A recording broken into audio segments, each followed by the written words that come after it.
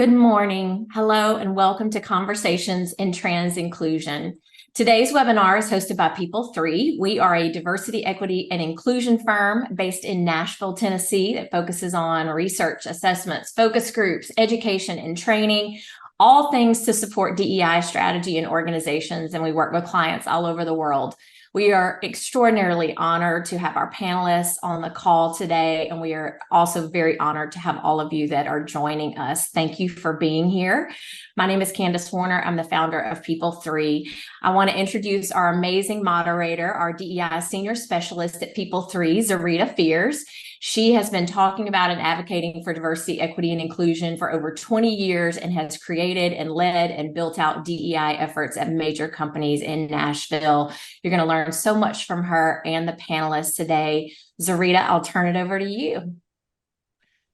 Thank you so much, everyone. As Dr. Warner said, my name is Zarita Fears. I am a diversity, equity, and inclusion advocate. I'm the senior DEI specialist with People3. And I'm so excited to be your moderator today. My commitment to celebrating the humanness of us all, is the foundation of my passion for diverse perspectives and advocating for lasting and positive change. We know that there is no finish line to this DEI work, and so we want to make sure that we continue to go. I'm so excited to hear from our panel today, but before that, I want to welcome all of you attendees to Conversations in Trans Inclusion, supporting transgender employees. As we embark on this crucial conversation, it's essential to recognize the significance of fostering inclusive workplaces for everyone, right? But also for the transgender community. Did you know that a study by the National LGBTQ Task Force found that nearly 1 in 4 transgender individuals have faced employment discrimination? 1 in 4. So today, let's explore actionable strategies and insights to create an environment where everyone, regardless of their gender identity, can thrive professionally. Your participation in this conversation is vital for us stepping forward toward building workplaces that are truly embracing diversity, inclusion, equity for all. So thank you so much for joining us on this journey as we go towards greater inclusivity. So first, let me tell you a little bit about People3. As Dr. Warner said, we are a DEI firm, and we focus primarily on ensuring that we help people navigate people differences. That is our claim to fame, right? Because that's really what it is ensuring that people are able to work with one another and respect one another to the core. So I want to now go in and talk to you about our wonderful panelists that we have today. And we have a great group. I'm not sure if you all saw the information that, we've been posting, but we have an amazing group of individuals that'll be here today. So first, I want to introduce Heather G. Thomas. Heather is an entrepreneur and advocate for inclusive workplace cultures, founder of G Squared Wireless. Heather attributes her business success to prioritizing people, emphasizing team fit, and positive workplace culture. Actively engaged with organizations like Free Mom Hugs and the Tennessee Equality Project, Heather brings a wealth of experience to her new role as a consultant with People3. Congratulations, Heather, where she is excited to further champion inclusion, belonging, and education, particularly for the transgender community. Thank you so much, Heather, and welcome. Thank you. Allow me to introduce also Carl Bolton, a dedicated professional committed to supporting individuals and families grappling with substance use disorder, specializing in proven therapeutic approaches such as dialectical behavior therapy. Carl focuses on treating not only SUD, which is substance use disorder, but also addressing mental health challenges, including anxiety, depression, and emotional dysregulation. Their dedication extends to serving the LGBTQIA plus population, helping in navigating the complexities of ongoing recovery, co-occurring disorders, family of origin issues, codependency, and life stage challenges. Welcome, Carl. Hi, nice to be here. I'm pleased to introduce Laura Graffam Knapp, a licensed professional counselor based in Berry Hill, Tennessee, As the proud owner of Open Door Counseling since 2021, Laura and her team are dedicated to providing mental health care services to the LGBTQIA+ community. Having initiated her career at the Oklahoma State Counseling Center and the Dennis R. Neal Equality Center in Tulsa, Oklahoma, she has given impactful talks on medical trauma within the transgender community. Laura's advocacy extends to fighting against the stigmatization of mental health in Tennessee legislation as an outspoken member of Rise Tennessee. Welcome. I'm thrilled to introduce Ray Holloman, a Black, queer, neurodivergent, and transgender man residing in the South, providing a unique perspective on various marginalized communities. By day, Ray is a key player in a large tech company overseeing their disaster recovery program. After hours, though, he dedicates his time to advocacy, serving as the chair of the Tennessee Transgender Task Force. Beyond advocacy work, though, Ray enjoys a rich home life. I'm trying to get like you when I grow up, Ray. Being married and caring for a lively assortment of 60 chickens, 4 dogs, 2 turkeys, and a duck. In his limited spare time, he finds joy in farming, quilting, and cooking. Welcome, Ray. Everyone. And it is my pleasure to introduce Olivia Hill, a dedicated community leader who has been instrumental in educating the public about the challenges faced by women and the LGBTQIA+ community. Olivia is a sought-after speaker, regularly addressing prominent organizations in Nashville, including the Tennessee Bar Association, the Metro Nashville Police Academy, Vanderbilt University, and more. Her commitment to advocacy extends to serving on the board of directors for the Tennessee Pride Chamber, earning her the LGBTQ Advocate of the Year award in 2020. And making history, she was elected to a 4-year term on the council, the Nashville Metro Council, I think council person at large, if I'm not mistaken, September of 2023, as the first openly transgender person in the state of Tennessee. Thank you. Nice to meet Thank you you all. so much, Olivia. And last but certainly not least, I'm delighted to introduce Brian Sullivan, an Emmy Award-winning producer, writer, lobbyist, activist, and marketing strategist with over 20 years experience in print and broadcast journalism. As the Nashville co-chair of the Tennessee Equality Project, managing media communications, and executive board member of the Prevention Alliance of Tennessee, Brian has facilitated over 3,000 media interviews and is recognized as a Nashville Emerging Leader of the Year.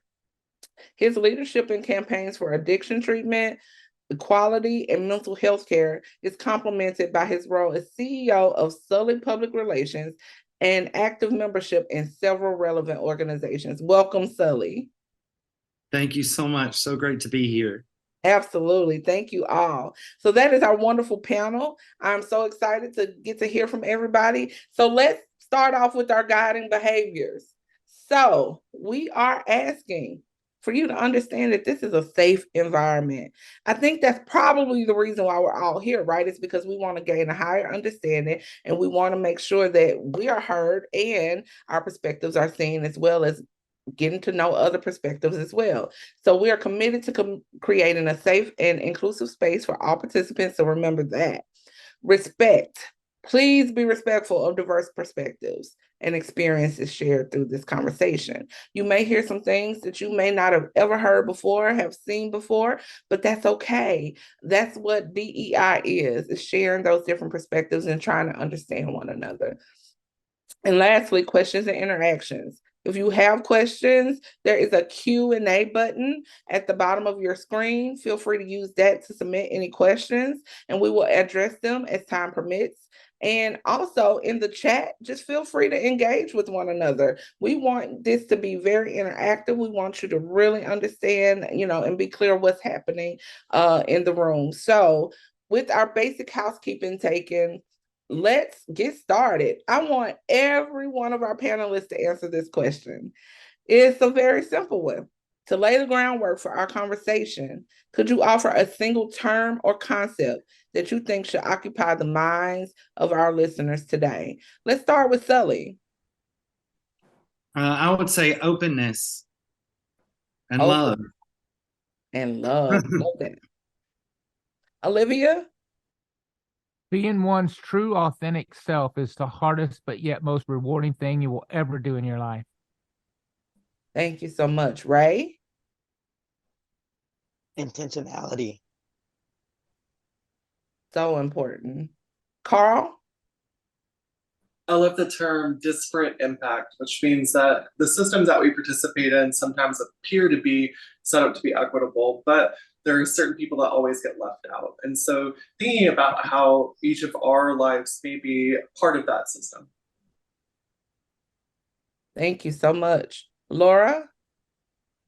I think the word I would use would be curiosity, both, coming from a counseling framework towards yourself and others. And as these things come up, notice when things happen in yourself, if there's any sort of reaction, and be curious about it instead of resistant to it. I think. Thank you. And Heather? I would say for the trans and non-binary community, there's such a spectrum that there's really no one size fits all solution to anything. I love that. Thank you so much for that. So now we're going to move into the meat of it all. Question 2, in the context of fostering an inclusive environment where diverse employees can be their authentic selves, we heard that already, right? Being authentic.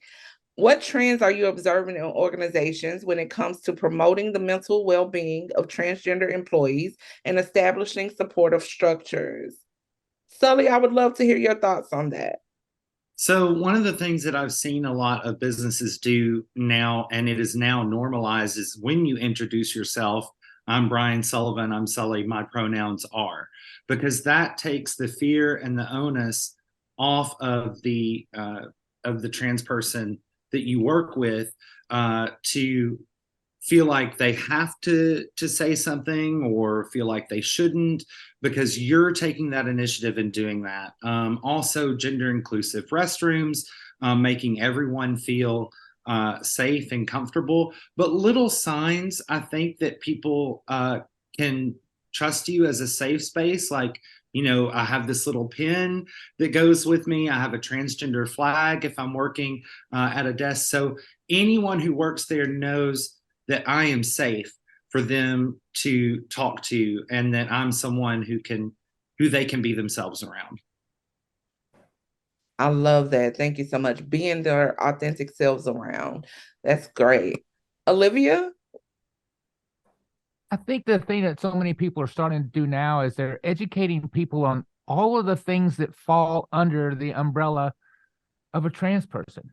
Because some people look like me and sound like me. Some people look like me and sound like this. And some people don't look like me at all, but it doesn't make them any less valid or any less trans. There's all different kinds of variations, and all are equal, and all should be welcome. And I've started to see an awful lot of training in that area.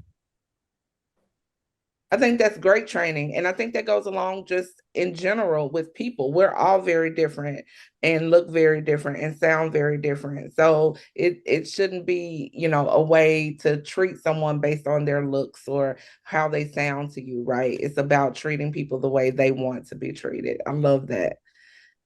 So let's move to our next question. What role can allies play in advocating for transgender inclusive policies and practices within organizations? And how can they include leadership in HR teams? So for this, I'd like to hear from Laura first. Sure. Sully actually addressed one of the ones that I was going to talk about, which is putting your pronouns in your email, introducing yourself and with your pronouns included. And like he said, that actually takes a lot of the burden off of any trans or gender nonconforming person. Another one too that allies can do is if you're part of a larger company and you notice that there's some discrepancies in, say, your health insurance coverage, that's something that I hear a lot about. Going to your HR department and talking about any specific reason why you're not including gender affirming care in your insurance policy, and little things like that actually can sort of start to shift the HR and leadership team perspective on that too. Absolutely. Thank you so much for that. Heather, would you like to add something here? Sure. I think the word belonging, if that becomes culture in your company, everyone wants to belong. And so encouraging people to ask questions and to learn and offering education, and sharing your story. That has changed more hearts for my family than anything, is sharing my story. And I actually did that when my child came out, and I'll address that a little bit more in a different question. But and then encourage people to just speak out. I think people are so afraid to speak out for some reason. But if they know that you want them to belong, then maybe they want you to belong to, and are more encouraged to speak up. I absolutely love that. Belonging is so important because people don't want to be where they don't belong, right? Where they don't feel a sense of belonging. So that is amazing. So before I move to our fourth question, I do want to remind the audience that the Q&A is open. So if you have any questions, feel free to drop it there and we will definitely try to get to those. So for question 4, when organizations are crafting transgender inclusive policies and practices, what key legal and policy aspects should they consider? So Ray, I'd like to hear from you here. Yeah, so things to really consider is one, looking at health insurance, looking at what your state laws are, because there are states that are much more protective of trans people. But also a lot of this is really thinking about putting it into your non-discrimination policy, putting it on your diversity page. Because when people are looking for work, they're looking to see, hey, am I going to be able to get the health care that I need with this company? And putting it really upfront where people don't have to dig for it. And if you're going to hire employees that may be in states that are not as friendly, maybe providing some kind of extra support to maybe allow them to go out of state to be able to get their surgeries, whatever they need, and have that additional support, because people may have to live in a certain place for some reason, but they also want to get the healthcare that they need, because a lot of times when we are looking for employment, we're looking for what are the benefits that we're going to have to make sure that, okay, are we going to have to choose between working at what company based upon, are you going to be able to take care of not just the gender affirming needs that I have, but also are you going to be able to take care of my whole body needs and thinking of the whole person? I love that, Ray. And I've seen a lot of companies starting to do that recently where they add that into their policy. So that's great. Olivia, do you have anything to add here? Yeah, one of the things that really rocked my world the most in my transition and was really unexpected with my previous employer was the loss of my white male privilege that I had no idea that I possessed until it was gone. And while I think my previous employer tried their best to combat transphobia, the thing that they didn't prepare for, and the thing that I was not prepared for, was all the plain old sexism that I would receive from running a power plant. Honey, why don't you go sit in the office? This is men's work. And so it really changed their thought process of how they look at everything that happens when a person transitions, not just bathrooms and pronouns, but all the other things that happen when someone transitions, of all the stuff that happens. Wow, that's intense. As someone who's never had white male privilege, and so I don't know how that feels to lose it. I can understand that, like, that's a huge impact for sure. I try so hard to educate people, and I want another word besides privilege because it didn't feel like I had any privilege. I felt like everything that I did in my life, I did on my own with my hard work. By trade, I'm a plumber, pipe fitter, welder, high voltage electrician, diesel mechanic, jet engine mechanic, boiler specialist. And I did all those things on my own, I thought. I went, and so I won't get off the tracks there. Sorry. No, you're fine, Olivia. We love hearing the stories. And then also there's a question in there, and it asks the opportunity to answer live. Can I answer that? Let's do it. It says, what do you do when someone continually misgenders you? I just misgender them back. because when you tell somebody that, hey, that's not my pronouns, or hey, that's not how you, and when it just puts up a wall and makes them argue, and you just look at them and say, thank you, ma'am. And they're like, oh, excuse me, I'm a sir. Oh, yes, ma'am. I mean, sir. And when you do that to them a few times, it makes them start to think, wow, if this has offended me, maybe it really is offending them. And you don't correct them. You don't tell them, because then they put up a wall and they feel like they're being forced to do something they don't want to do. But if you just kind of misgender them back and just smile like it's no big deal, it seems to really, that has been what's worked the most for me. Thank you so much for that. So I want to ask Carl to kind of jump in on this question. Do you have any input there? So, again, this is about the policies that are part of organizations, correct? Correct. Yeah, so what I think is important to remember is that organizations a lot of times are trying the best that they can, but they're lacking cultural humility. When organizations invest a lot of money and they get trans stuff wrong, they have a hard time admitting to themselves that that's happened, right? So when we're thinking about how organizations can get it right, investing that initial money is great, but what is the actual impact? Right? How is this concretely impacting trans people? And that project it takes the entire team. So that takes allies looking out for the needs of their trans coworkers. It takes having some kind of outcome measure that we're looking at, because otherwise what we're doing is we're just pouring money into DEI without any idea of what that should look like on the other side. So really getting clear about, as organizations look at where are we right now, what are we doing, and where do we want to go? And then the most important thing is, how do we know whether we did that on the other side or whether we did not do that on the other side? I think it's really important. That is a great point. Like, getting real with yourself is the first piece of it. Laura, do you have anything to add here? It was actually good to raise my hand and jump. So using my own organization as an example of this, when we're actually in the process of converting to a nonprofit, like doing this talk actually had me going over my own policies and saying, are there any gaps? And I found one, which is we don't have a transition policy for anyone who decides to socially transition or medically transition.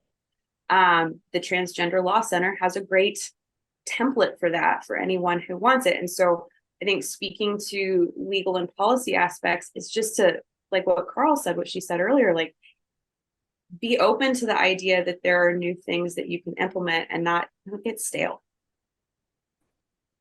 Absolutely. I love that. Using what's out there for you as well, like using the resources that are available to you. So we have another question in the Q&A. It says, this panel opened with stating that 1 in 4 transgender people have encountered workplace discrimination. Have you found this discrimination is more rampant in certain industries? Anybody want to answer that one? I have found that it's pretty equal across all. You would think that in certain male roles or things that it would be a little worse. But some of the worst things I have been asked have come from affluent straight white women. So, I think it's pretty equal across all. Some are more forward about it and some are a little more covert about it. But no, I think it's pretty equal. And I've been from running a power plant to running for office to working in an office to different spaces. So I would say it's pretty equal all the way across. I'd love to chime in on this one too. Yeah, so in the mental health world, a lot what we would hope is that because these caring professionals that we look to for guidance in the hardest times of our life, that our field would do really well with lack of discrimination and having progressive policies. The problem ultimately comes down to is that we're doing what we're doing. Right. And until that client walks through the door, until that employee walks through the door who is trans, a lot of times people in the industry, organizations in the industry, are waiting for that moment in order to step up to the challenge. By the time that a trans employee steps to your door or a trans client steps to your door, it's too late, right? So organizations really, in the mental health field, I think a lot are lacking cultural humility. And also, it's just a fact that they don't know what they don't know, right? Not having community and relationships with real trans people in this world means that when you have that great training and then a year later you have that trans person that comes to your doors, but no policy changes occurred, no supervision has been done, no consultation has been done with outside resources. Unfortunately, that doesn't translate to trans people receiving the healthcare that they need and deserve. Thank you so much for that, Carl. I'll piggyback on that for a second. As someone that used to work for a healthcare company and knew what our policies were, not getting that support, like we all went through the same types of trainings year in about trans people and things like that, but that wasn't being translated to when you actually walked into the facility. And so, that cultural humility, like, yeah, they're taking the class, but are they actually learning? Do they actually know how to interact with trans people? And just thinking through, how do we get from just the classroom, the lesson, the video that they take to the actual having that cultural competency to take care of trans people? And I think that is the biggest thing. Yeah, they may learn it in a 15-minute video on top of everything else that they have, but how do we ensure that that translate into actual cultural competency? Yes, embedding it in what is being done in the moment. Absolutely. So, Sully, I saw your hand.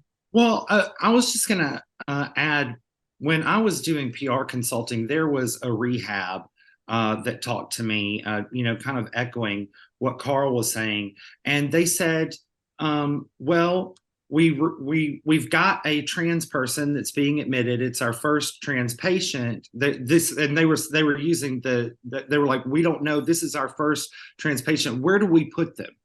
And I was like, we have a women's side and a men's side, and where do we put them? And then there was all of this back and forth, and I said, has anyone asked them? Has anyone gone to this person and asked them where they feel more comfortable? Because all of this back and forth is a little ridiculous. And one of the things that we need to do more of is saying, hey, let's go ask. Not in a propped up way. I had several friends, in 2020, when all of these corporations put up diversity and inclusion boards, and I had many Black friends who were propped up as the diversity, equity, and inclusion expert, and they were like, I don't know anything about this. They're asking me to lead this group because I'm Black. And so we don't want to put that burden on trans people, but you can have a conversation with them and say, hey, what are your feelings on this? And what could our company do better to accommodate you? Absolutely. That tag on that just a little bit, that I love that back and forth, that like trans people are not here, especially in medical settings, but in employment settings as well, to explain every aspect of how they need to be treated well to their employer or the setting that they're in. And also having that plain conversation is really important, right? Trans people know the world that they exist in, and there's no need to fragilize this, right? So I've had that same conversation that Sully was talking about with treatment centers. And I love that conversation of, we don't know what we're doing, right? Actually, one of the kindest thing that a treatment center told me was, we can't take this trans feminine client because we can't assure that this person's going to be safe, right? It was really, really hard for that treatment center to say that to me, but it's so appreciated. I don't want to send my trans client to some place in the world and then not be treated well. So I really love that balance that Sully had. 100%. This conversation is just so much right now. So we have I'm sorry. Okay, go I ahead, had a quick chime in too. Yes, with my son, as he started transitioning, many times he was the first trans patient anyone had. And so they loved him, but they also really relied on him to educate them, and particularly his psychiatrist. And so actually my son was like, I think I'm going to start charging them for the session because we're spending more time teaching them than, you know, having therapy and getting our prescriptions filled. And so I'm just tagging on to what everybody else has said. You know, that is a real experience. Absolutely. And I totally understand that, because it's important to learn from people. Again, I've been doing DEI work for over 20 years. I learn every day. I'm learning right now in this moment. So being open to that as well is really good. So we had a comment in the, I'm sorry, was there someone? Okay, so we had a comment in the Q&A, so I want to read that out, and it is a great segue to our next question. The comment is not a question, but a comment. I think it's also important to dispel the myth of belonging as an exclusionary concept, that there's the in groups and the out groups, but promoted as cognitive rewiring of belonging as an inclusive concept. So with that being said, I want to move to question 5, which is, what are some significant hurdles and or common misconceptions that transgender individuals often face in the workplace? And what are effective approaches for organizations to rectify these challenges? Heather, could you kick us off there? Well, the first one is easy. It is not a choice, period. And then another one is people may or may not want any attention drawn to them in any way. And so it's so important to ask people what they specifically need. They may want there to be an announcement. They may want to make the announcement. They may not want anything to happen. And so I think making assumptions is really, really steer clear from that. A couple other examples I want to give is I did a DE&I training for a corporation a couple of months ago, and they wanted initially to roll it out to their entire company. And what they found was that their DE&I group had done a lot of work, but politically, they were afraid to roll it out to everybody else because they had not done the work. And so really working to present yourselves in a non-political way, which is hard because some people are gonna think something's political no matter how you share it. But for me, the impact that I've been able to have in training and changing hearts and in corporate or in personal situations is combining my story with education and science. And so some companies, even though they're doing all the hard work, are just not ready for whatever reason to jump in. And so there's a lot of work to be done on that. Another one is there's a lot of, I had an experience at the airport a few months ago. A lady that worked at the airport happened to sit down with me at breakfast, and it was meant for me to have this conversation because she's brought up transgender people, and I don't know why, probably because I was sitting there, but she said, "Oh, we try so hard to do the right thing, and we have this policy for who pats down in security." And she said, "We go by their voice."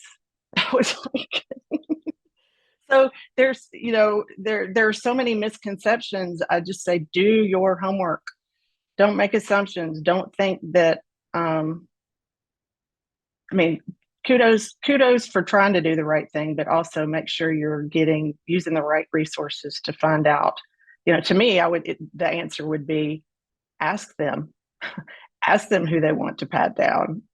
But anyway, that's all. Thank you so much, Heather. I think that fits right back into what Olivia said in the beginning, is that people sound different, people look different. So you have to, ask them. People will much rather be asked than to have an assumption made about them. Yep. Ray, do you have something to add here? Yeah, I think one of the biggest things when I transitioned was, we had so many conversations about bathroom access, because that is a huge thing in the workplace, because you have people of all different types of backgrounds and everything. And I was like, this problem would be solved if we had single stall bathrooms, but we don't. So if people are uncomfortable, I have to go to the bathroom. I want to, and so they were like, well, it's your choice which bathroom you ever go into. And so it's really about allowing the trans person to have the choice and then backing them up once they make that choice. So when I transitioned, I was one of the first people to transition at this company at a corporate level. And so we went through a lot of struggles. How do you announce it to everybody? I had a position where I was very visible to people. So it's not like I couldn't just tell people. And so it was like we had to figure out all this out. And so I was like, I'm probably the first person that's a topic at a senior leadership level of like, what do we do? And so because they didn't have a policy in place, they had different things because of what it was. But really thinking about it really goes back to asking the person what they want, where do they feel most comfortable, and then backing them up, especially, when somebody decides that they're going to change what bathroom they go to, they're going to change what pronouns they use, having the backup of the company and the company coming out and saying, hey, we are going to support you if you have issues with people, having a process in place for that to be reported after, you may do some education, but again, it shouldn't be on the trans person to do that education. And so the trans person should be able to say to XYZ person, hey, this person continues to misgender me, and so that they can go have a conversation with them to try to rectify the problem. And then if it continues to happen, what are the additional steps that are in place? Because unfortunately, in some workplaces, you can't avoid working with certain people because they may be one of two people that do that job. You may be one of two people that do your job, and you have to work together. But it's really about having that back up from the company and not just, saying that you're about it, but actually being about it. So you're not leaving that trans person out, on their own as an island, because that's the hardest thing. And that's why if we don't feel supported, we're going to be like, okay, this is just lip service. You actually don't mean any of the things you say in your diversity program. Absolutely. I always say we walk around with the mini computer in our hands all day long. So if you really want to know something, you can find it out. You'll have many, many different sources and you can actually make a decision on your own, right? You can start figuring out those things. Sully, you have anything to add here? I was just going to say one of the things that we monitor at Tennessee Equality Project is the anger that is festering in society. And one of the things that we've noticed is that there are whole social media accounts that like to portray trans people as angry, like they're walking around looking to be misgendered. And that is the biggest misconception that I see online and in the world. No one goes around looking for that or looking for trouble. And one of the things that you can do is, like we discussed earlier, make them feel comfortable saying that they're, giving their pronouns, those sorts of things. And also, giving them equity in healthcare that everyone has. We released a report on the Metro Nashville benefits on gender affirming care for employees, which they currently don't have. But we found in the report that they can provide it for as little as a cup of coffee, the cost of a cup of coffee, to provide certain pieces of gender affirming care for those individuals, or that it's a choice, that their gender affirming care is cosmetic, or that it's a choice. So it shouldn't be included on insurance policies. This is someone's identity, and honestly, they have a right to be angry at the things that this society throws at them.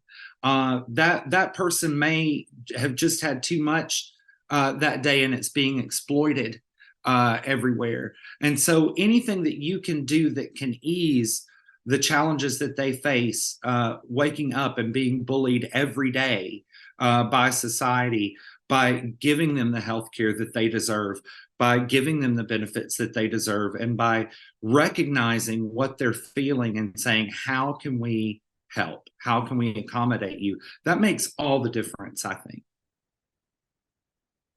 Absolutely. Thank you so much for that.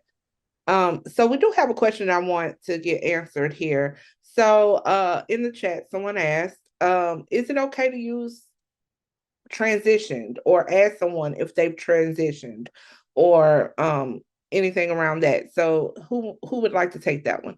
Okay, Olivia, I see you. You know, a lot of times, as trans people, every time we go into a new situation, we're a lot of times the very first trans person that person has ever been around. And so a good portion of our life is just walking around educating people. And we're all a little different. Some people like that. Some people don't. Some people like different things. And so the best thing to do is just ask that trans person how they want to discuss. Some people care about it. Some people don't. Some people, so we're all different. To say that this is how you're supposed to talk to all trans people is wrong. There's no book that says this is how you should do it. So just ask each individual trans person and respect their wishes and know that that doesn't belong to every trans person. And you need to ask the other trans person how they want to be addressed or talked to or whatever. I'd love to chime in this too. So first, thank you, Olivia. I really like that. You know, as a trans feminine person that has decided not to continue in, HRT or seek, surgeries, it's been a really personal journey for me, and mostly I don't want to talk about it with anybody but other trans people. What I think is important to remember is our cultural knowledge of trans people. Where did we first hear about trans people? I know for myself that I'm positive it was either Ricky Lake, Jerry Springer, Sally Jesse Raphael. And in those sensationalized times of my childhood, it was all about transition. Trans people's identity and their existence in this world is not about transition, right? And more importantly, trans people don't universally want to talk to you about transition and may not have the same transition that you may have in mind, right? So a lot of times I like to challenge, especially fellow therapists that are learning about this, is that, why is it not okay to blindly ask somebody about their transition? Would you ever walk up to somebody and say like, hey, nice to meet you. Good to know you. What's your name? Oh, also, what are your plans for your genitalia for the next 5 years, right? What medications are you on currently? What decisions have you made in your decisions and with your medical providers? So I think it's just important to remember that, like, our cultural understanding of trans people has a lot to do with transition. But the reality of it is that most trans people that I know don't want to discuss anything about their transition, especially with cisgender people. Absolutely. I would say for me, I think a lot of it is if I'm presenting and doing like a trans 101, I use myself as a story, but I say, this is my story. This is what I've gone through. This is what I've done. And I say everybody transitions differently. Everybody feels differently about discussing it. And so a lot of times when people ask me these questions, I'm like, are you paying me? Are you taking me out to lunch? Are you going to, pay for my time? Because I'm like, that is effort that I have to put into it. Because sometimes a lot of times I have people that will come up to me and be like, hey, I saw this on the internet. I'm trying to just get another reference point. Because a lot of times what they see in the media are white people that have transitioned. They haven't seen a lot of Black people that transition, trans masculine people that are Black that have transitioned. And so they want to see, is your perspective different than what it is? And so I'm like, but are you paying me for my time? Whether that's taking me out to lunch or something, because that is work. It is work to talk about myself because this is very personal to me. And so a lot of times they're like, yeah, I'll take you out for lunch, for dinner, and then it's like, okay, then it's a teaching thing because then it's like, you are providing something, I am getting something out of it. It's not just me willing and freely giving my time. And so I think sometimes that makes a difference of, people being willing to, that's why some people don't want to share because we feel like we have to do so much education for free that gets tiring. So how can we start, getting some respect back, getting some, being able to feel like we're getting something out of it. We're just not giving out education, we're actually getting something back during that time. Thank you so much for that, Ray. Yes. Some people don't understand the heaviness that falls on someone's shoulders from having to explain themselves constantly or help you to understand who they are. So I love what you said there. So I'm actually going to ask everyone who on the panel who identifies as transgender, if you could give like a short blurb on something that someone has done to make you feel validated, or especially included. Share something around that with us, please.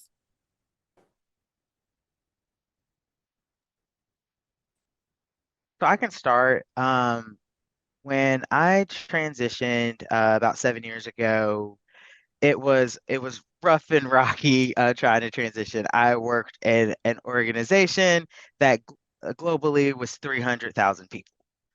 So big organization. I worked in IT department with 6,000 people. Huge organization. And so I transitioned, and so every year we did a code of conduct training. And so uh, I transitioned in the fall. Code of conduct usually came out the following January, February. So that next year following code of conduct, because it was so much turmoil trying to figure out how I could transition, that actually became a part of our code of conduct training for the next year. And so people who knew me personally were like, hey, are you the reason why, meaning as a joke, are you the reason why now we are learning about transgender people, gender identity, and how to be respectful of their identities? And I can't say that I was the reason why I got put into the code of conduct, but it was really eye-opening, and people really saw me for who I was, and being able to equate that this training was needed, and that to see that now I understand better the community, and that was education that I didn't have to do.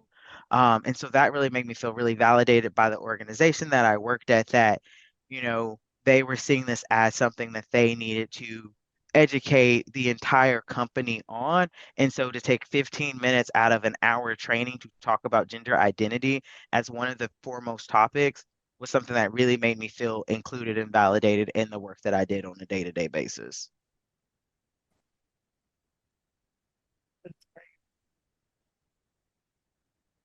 I Go see next. you, Olivia. Oh, go ahead, Olivia. It's kind of been a bittersweet thing, but I think the biggest validation that I've had is sexism. I have never in my life pre-transition been corrected in public by a grown man. I have never had anybody say, honey, you shouldn't park there, or you shouldn't do this, or honey, this is men's work. And in a way, it says, I accept you 100% as a woman, and now I'm going to treat you as such. And in a way, it's like, oh, they see me as me. Oh, they see me as me. That's very insightful, Olivia. Carl? Yeah, I'm a private practice therapist, but I have a clinical team that I participate in, and it's been a really wonderful journey as I came out to them. Uh, I had to do some work to let them know when some of their behaviors were pushing me away and causing me causing our relationship to be harmed. One of the greatest things that I've ever had done for me was I have an amazing colleague, Kelsey Wonderland, who's a talented therapist and relationship coach. And she just killed it as an ally. She really did. Anytime that we were going to an event, a training, a lunch, she'd always text me and just ask me the question, what pronouns do you want me to use today? And then would follow that up with, would you like me to correct people if they get that wrong, right? She actually several times took on, really hard conversations with people for me. That I, really appreciated. But she also, as we've talked about, did that with consent. So I really love that. When we're talking about allyship, a lot of times we talk about the ideas that we take on, but what are the behaviors of that? So I think that with that consent from that trans colleague, right, that it's a really great thing to ask, hey, how can I best defend for you? What can I do to help you be seen in your gender? Thank you so much for that. Oh goodness. This conversation is so good. It's going so well. I really feel like we've covered a lot about education. I know there's some more that we can go into, but I personally want to get to question 9, which is what specific detail, concept, idea, or narrative do you believe tends to be overlooked or inadequately addressed in education and training programs focused on gender identity, gender sensitivity, trans inclusion, and trans awareness from your unique perspectives? This, for me, it goes back to one of the things that I think about is what Ray said and what was in Ray's bio about like all the pieces of what makes you who you are. So I'd like to start with Ray there.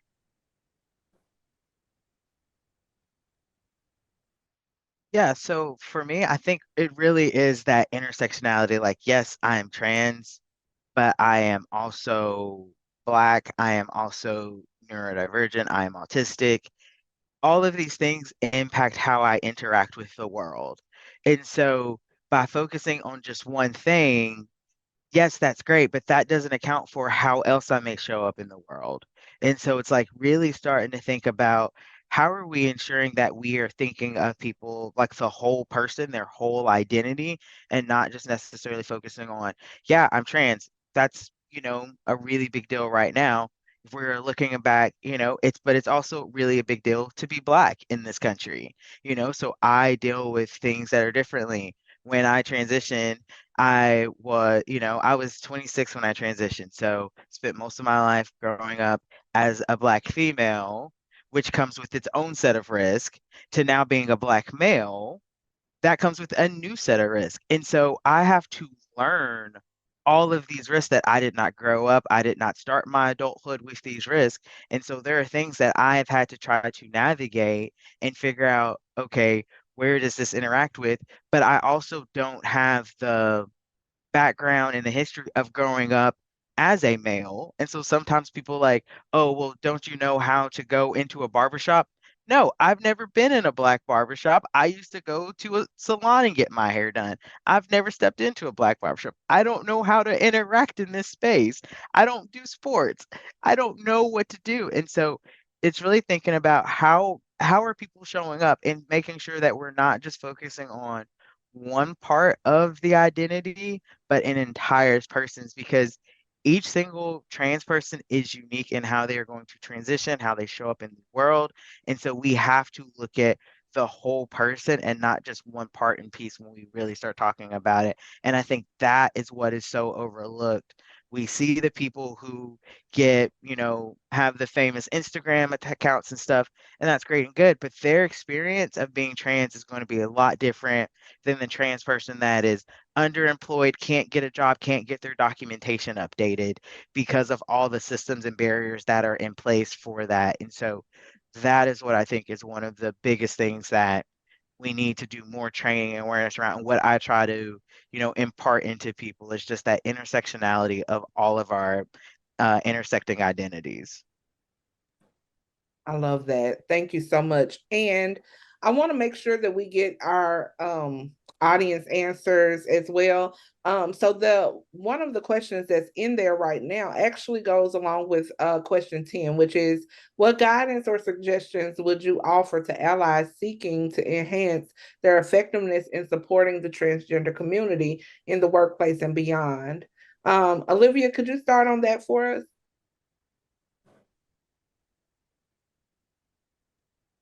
I'm going to be 100% honest and say, will you please repeat it? I was looking at what the next question was and I didn't hear what you said.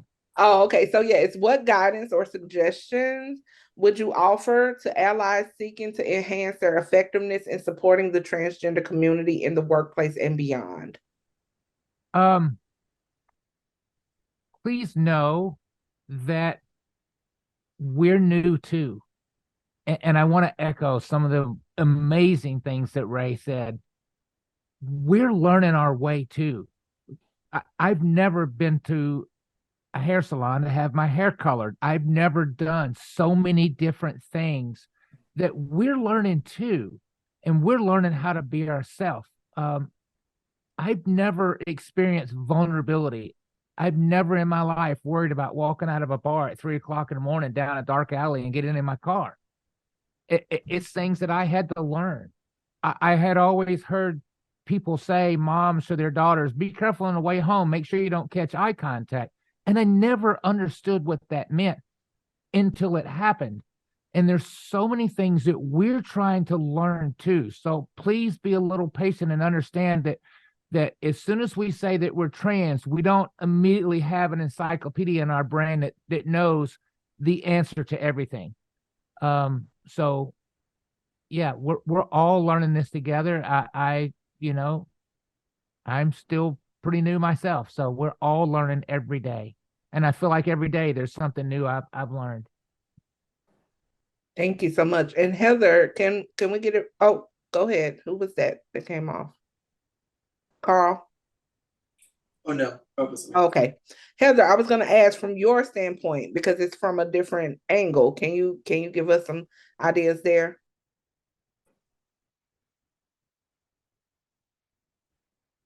You're on mute. I'm sorry. Sorry about that. I'm going to echo a little bit of what Olivia said. I actually reached out to a female transgender woman who's a friend of mine and asked her, if there were things that I should share. And she has a pretty high, she's in a pretty high position in a corporation. And she said when she transitioned, she didn't really know what the expectations for dress code was.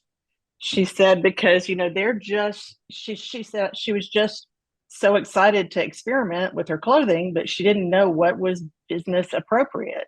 And so she said, this is a two-way street. I need to be able to tell them what I need, and they need to be able to tell me what they expect. And so it's not just one-sided. And then that also helps sort of squelch you're being treated better or differently than anybody else, because there are job expectations and misunderstandings, and people are just learning as they go through it. Another thing that I would say is the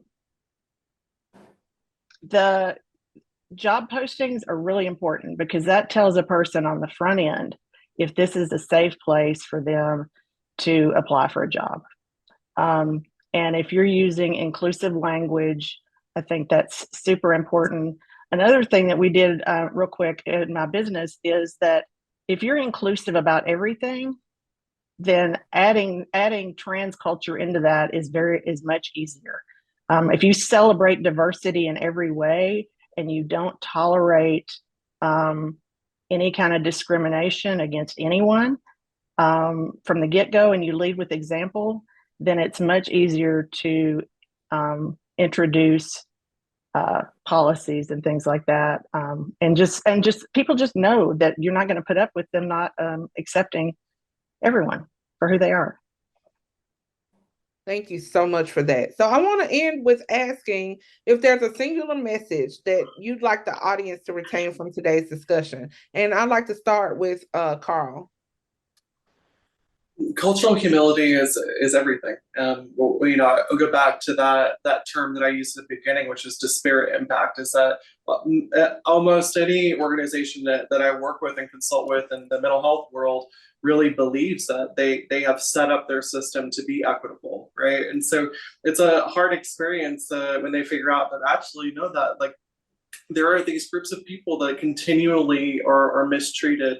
And there's a defensiveness that happens with that at the personal level and at the institutional level. At the institutional level, when we invest our dollars in training, consulting, and new job positions, it's a really hard reckoning when after that process has occurred, and that corporations have spent that money to go, hey, we kind of suck at this still, right?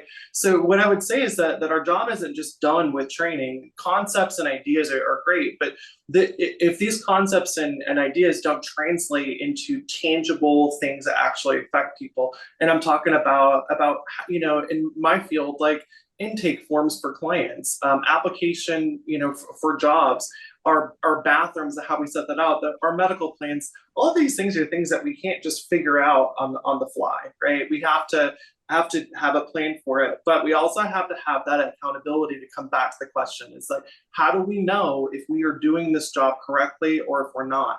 And having that cultural humility to back up and say, hey, we are not doing what we intended to do. If we invest all this time and money and people power, how are we actually making sure that that doesn't just get blown away in the wind? All right, thank you so much. Lauren, do you have a quick piece of insight, and then we're gonna wrap it up? I know we're at time, but this is such a good conversation. I don't want to cut it off. For the singular message specifically? Yes. Yeah, I mean, everyone's kind of said this already, but I think it's a really important thing is, the transgender community is not a monolith. Ray and Olivia talked about this, Carl talked about this, we all have. And so, one of the questions was, what's some resources that we can do? I would just say, keep reading, keep watching from a diverse kind of experiences of the trans community, because trans folks can be neurodivergent. They can be Black, they can be bisexual, queer, gay. And so the more you read, the more you learn, and take off the onus on the trans people that the more they're going to thrive, and the more that women will be supported and pregnant people will be supported. So I think, if you're doing your DEI work, this gets implemented with everybody. I love that. Thank you so much. And I want to thank all of our panelists today. Thank you so much for joining us. Thank you for sharing your wealth of knowledge. Again, we know that you have so much knowledge that we just can't fit it within an hour, right? And so here's all my love to you. And just want to ensure that everyone knows how appreciated you are for even coming here and being here and sharing your stories with us today. It is so important for those stories to be shared. I want to wrap up by just kind of tell you what's next. The recording of this session is going to be available within the next week. So if you know someone who may have missed this, if you want to share it, even to our panelists, if you want to share it on your social medias and all those things, you can do so. And it will be available on our website, and we'll send you over this information too. And then we have a generational diversity workshop that is going to be happening in December 6th from 12 to 1:30 Central Standard. Again, you can register for that at people3.co too. I think that'll be up really soon. And lastly, just want you to know that you can always reach out to us. People 3 is here. We're willing and ready to work with everyone. So feel free to go to our website. You can see all of our services that we have available, as well as our amazing team. But to wrap it up one last time, I want to say thank you so very much to all of our panelists. You have been so insightful today. I feel like I'm coming away from this with a wealth of more knowledge than I even had. And I work with this every day, right? So thank you, thank you, thank you. And thank you, team. Thank you, attendees. Thank you, everyone, for joining us today. Have a good one. Can I just throw in there real quick that all of my socials are Olivia Hill 247, because I meet 24/7. And if there's a question that you wanted to ask, but didn't feel comfortable enough to ask it in front of everybody, please reach out to me privately. I'm an open book. You can ask me anything. My goal in life is to try to help educate people as much as humanly possible. It's Olivia Hill 247. Feel free to ask me anything. Absolutely. Thank you so much, Olivia. I love that, Olivia Hill 247, because 24/7, y'all heard that. Thank you again.